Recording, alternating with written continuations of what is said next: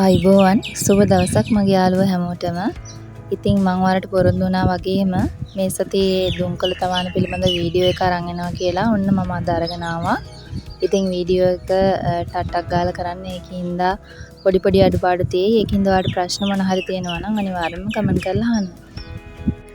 ඔයාලට මේන්ටේන් කරන්න පහසු දිගකින් සහ පරලකින් යුක්තව මේ විදිහට උස්සූ තවන් පාත්ති සකස් කර ගන්නවනේ මේ සඳහා.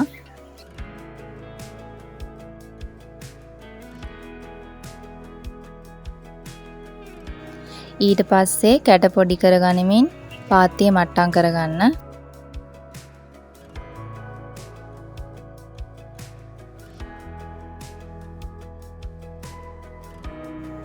ඊටාම පුංචි සියුම් පැල තමයි ආරම්භයේදී තියෙන්නේ.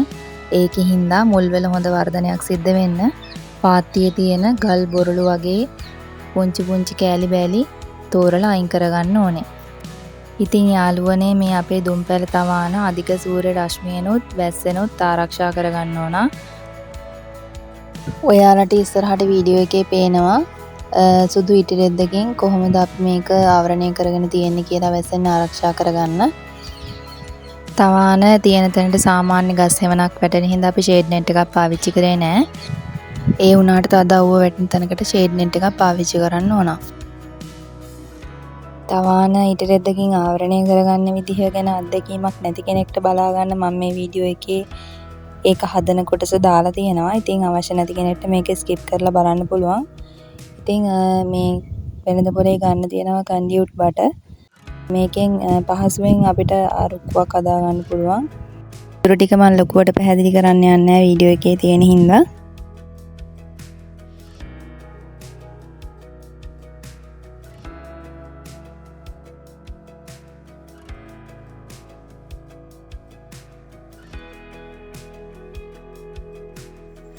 ඊළඟට මේ වීඩියෝ එකේ පෙන්වන විදිහට TSP පොහොර ටිකක් මේ තවන් පාත්ති ඉහා ගන්න.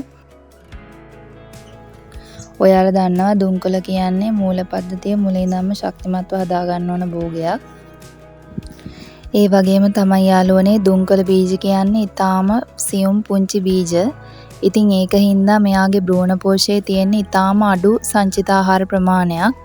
එතකොට මේ සංචිත ආහාර ප්‍රමාණය එයා පැලවීම සඳහා වැය කර ගන්නවා. ඉතින් එයාගේ වර්ධනයට අවශ්‍ය පෝෂක අපි පිටතින් දෙන්න ඕනේ. ඉතින් මම මේ කිව්ව කරුණු කාරණා එක්ක ඔයාලට තේරෙනවා ඇති අපි තවාන මුලදිම TSP යොදාගත්තේ ඇයි කියලා.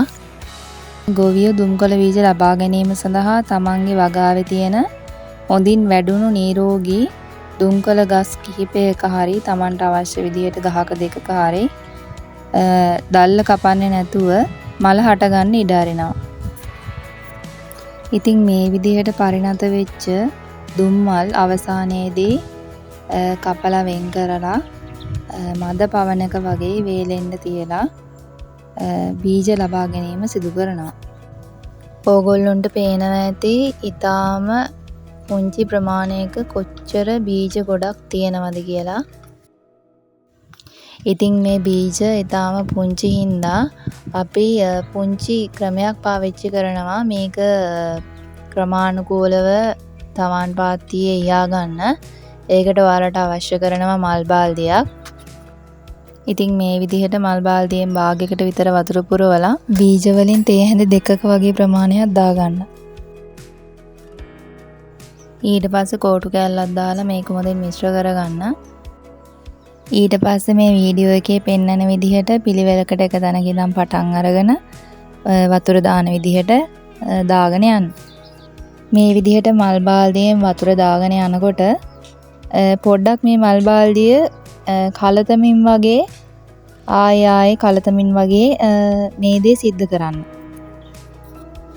එහෙම කියන්න හේතුවක් තියෙනවා.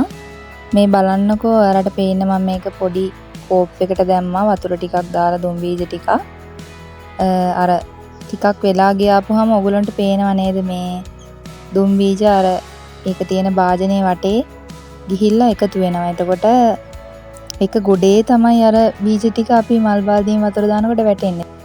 ඒක නිසා තමයි පොඩ්ඩක් මේ හොල්ල මේ මල් බාල්දියෙන් වතුර ටික දාගන්න කියන්නේ. එතකොට අර බීජ සමාකාරව තවන් පාත්තිය පුරාම පැතිරෙනවා.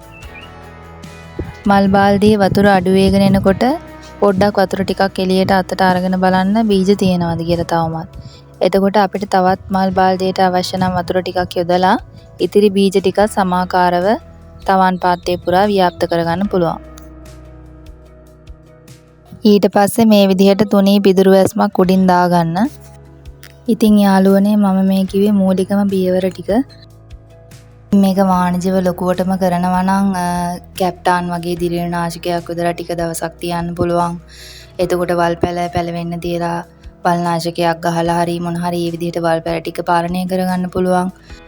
ඉතින් මුලදෙම අපි මේ විදිහට දිලීර හානි වළක්ව ගන්න වල් පැල වලින් සිදුවන බලපෑම අඩු කරගන්න හිතලා ඒ විදිහේ පූර්වෝපායන් අරගෙන ඊට පස්සේ බීජ දැමීම සිදු කරොතින් අපිට තවන් නඩත්තුව පස්සේ ගොඩාක් පහසු වෙනවා. ඉතින් පිදුරු වැස්මක් දාගත්තට පස්සේ මල් බාල්දියෙන් වතුර දීමකුත් සිද්ධ කරන්න මේ විදිහට දවසට දෙපාරක් උදේ හවස මේ තවානට වතුර දාන්න ඕන.